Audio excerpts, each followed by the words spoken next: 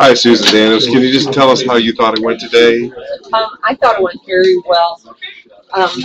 Obviously, each of us brings something different to this hearing, and when you put it all together, it becomes very compelling. Well, good to meet you. We know it's very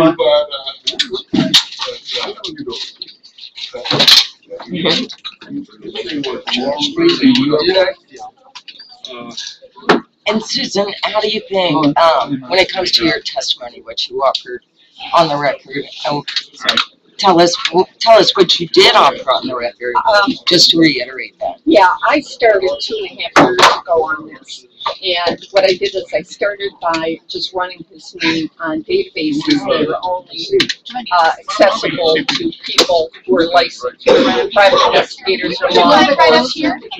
I discovered immediately the Connecticut Social Security number and knew immediately that it was fraudulent. Just based on all the years I've worked as an investigator. I knew it was not, there's no way that it was accurate. So then I started doing background information on running the Social Security number and started coming up with all these different addresses with him and that address all over the country. You know, as I mentioned, in Illinois, his home, in Massachusetts when he was a student there, in Washington when he was a senator. With these addresses, the more work I did with the addresses, then I found the year 1890, which appeared when I found the original Social Security number.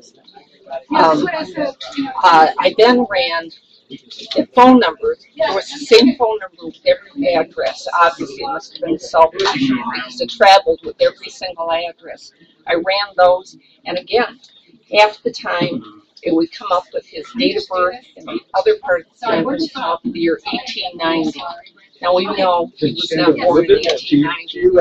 The number was issued in March of '77. I was able to prove that through documents through Social Security based on other numbers around his, and found that it was issued in March 1977 without equivocation. It had to have been, and he was 15 years old at the time.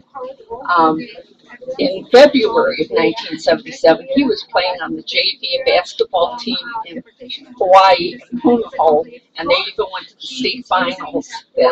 The following month, he's in Connecticut applying for a Social Security number. I don't think so.